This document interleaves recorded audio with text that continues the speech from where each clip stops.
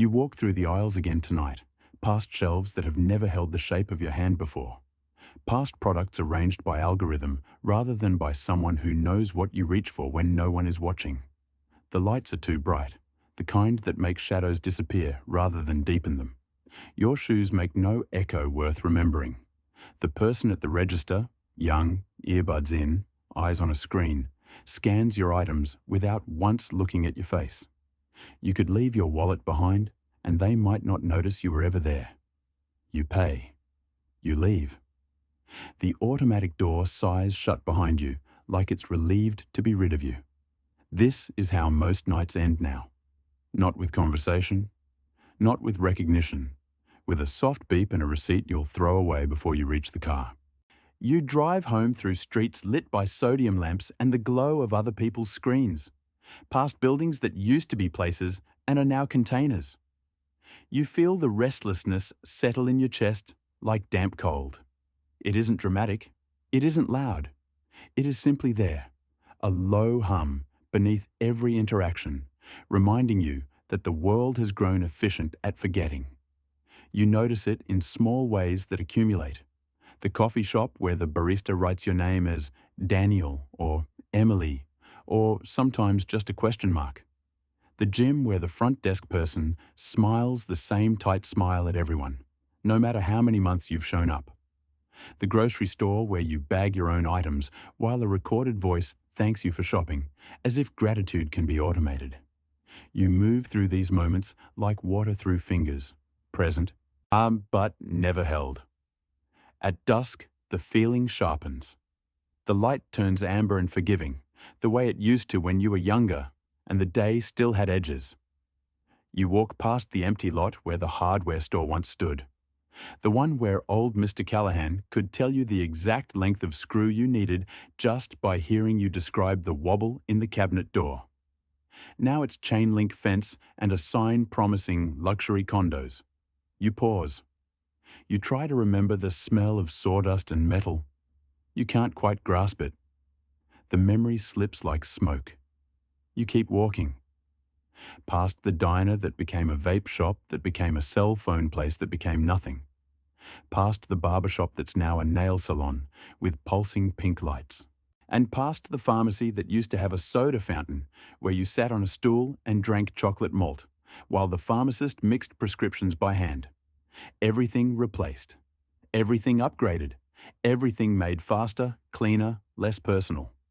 You wonder when the world decided that personal was the problem. You lie in bed later, the ceiling fan turning slow circles above you, and the restlessness becomes a question you can no longer avoid. How small does the world become when no one behind the counter remembers your name? Very small. Small enough that you begin to doubt the edges of yourself. You scroll through your phone because scrolling is easier than sitting with the question. Faces flicker past. People performing joy, performing anger, performing belonging. They have followers. They have likes. They have comments that say same and mood and this is so you. But you wonder if anyone knows their middle name, their childhood fear, the song that makes them cry in the car. You wonder if they feel the same quiet panic when the screen goes dark and the audience vanishes. You close the app. The room is silent except for the fan and your breathing. You think about the corner store. Not one specific store, though you can see Al's Market clearly enough. Bell above the door, linoleum worn to grey, candy arranged in rows like stained glass, cooler humming in the back, Al himself with his thick fingers and quiet eyes. But it isn't just Al's. It's every corner store, every bodega, every newsstand, every mom and pop that stayed open late because someone in the neighborhood might need something at 10 p.m. on a Tuesday. A carton of milk, a pack of smokes, a conversation. Those places held your story the way a pocket holds change, loose, ordinary, essential. You walked in after school with your backpack hanging off one shoulder, and the owner knew, without asking, that you'd failed the math test, or fought with your sister, or kissed someone for the first time behind the bleachers. They didn't need you to explain. They had watched you grow from the child who stole gum to the teenager who bought it. They had seen your mother's face when she came in for aspirin after long shifts. They had heard your father's laugh when he bought his Sunday paper and lingered to talk baseball. They knew. Not everything. Not the secret thoughts you never spoke. But enough. Enough to make you real. You didn't have to perform. You didn't have to curate. You simply arrived, and arrival was enough. And now arrival is invisible. You step into a space and become data. Location pinged, purchase logged, preferences tracked. The system knows what you buy, but not why your hand shook when you reached for it. It knows your patterns, but not your grief. It predicts your next move, but never asks how you feel about where you're going. You miss the friction of being seen. You miss the small risk of being misremembered or misunderstood or judged and still welcomed back tomorrow. You miss the quiet legitimacy granted by repetition. By someone noticing you come in often enough that your presence becomes part of the rhythm of the place. Without that, you feel like a tourist in your own life. Polite, temporary, unmoored. The restlessness is not anger. It is not despair. It is thinner than that. It is the ache of being optional. When you think about your ancestors again, because the mind reaches backward when the present feels thin. They lived in worlds so small they could walk the boundaries in an afternoon. Villages where surnames carried stories. Streets where faces were familiar from birth to grave. Everyone knew who owed whom money, who drank too much, who sang well, who hit their children, who prayed too loudly, who loved the wrong person. Privacy was not a right. It was a luxury few could afford. This was not paradise. There were feuds that lasted generations. There was shame that clung like damp. There was violence that wore the mask of tradition. Women were watched more closely than men. Children were corrected with hands as well as words. Outsiders were distrusted. Different was dangerous. And yet, when someone fell ill, my neighbours brought broth and sat vigil. When a barn burned, the village rebuilt it. When a child went missing, every adult searched. When a woman gave birth, other women came with cloths and stories. When a man died, the whole street walked behind the coffin. Knowledge was obligation. Being known meant being cared for, even when the care was rough, even when it came with judgment, even when it hurt. Your great-grandmother knew every woman on her block by the sound of their footsteps. She knew who was pregnant before they told anyone. She knew who was grieving by the way they carried their shoulders. She didn't always approve. She gossiped. She scolded. But she showed up. She brought food. She watched children. She remembered birthdays and anniversaries and the dates people preferred to forget. That density of knowing gave life weight. Might you have the opposite? You have breadth without depth.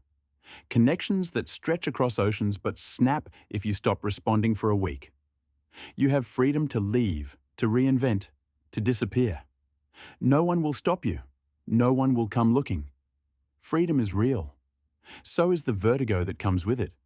You don't want the past back. You don't want the hardship, the narrow choices, the suffocation of constant scrutiny. You only want the feeling of mattering without having to prove it every day. Nostalgia is not a wish for time travel. It is a signal. It says, something essential has been traded away.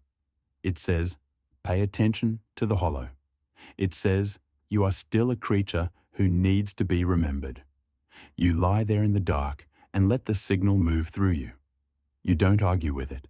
You don't try to fix it. You simply feel it. The restlessness begins to change. It softens at the edges. It stops pushing.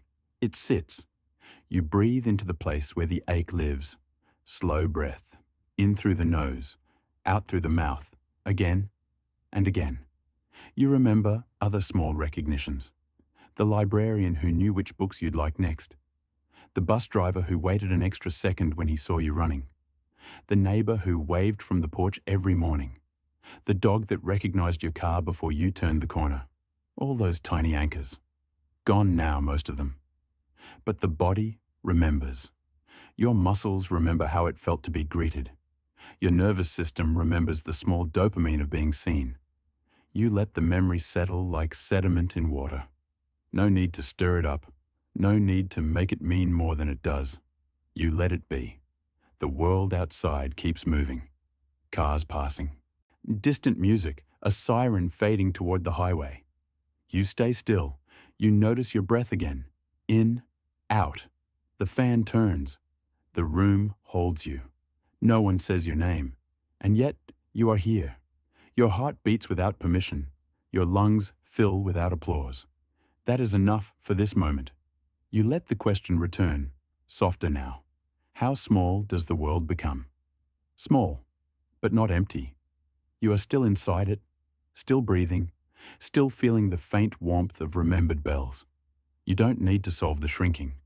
You only need to rest inside it. You imagine the corner store one last time.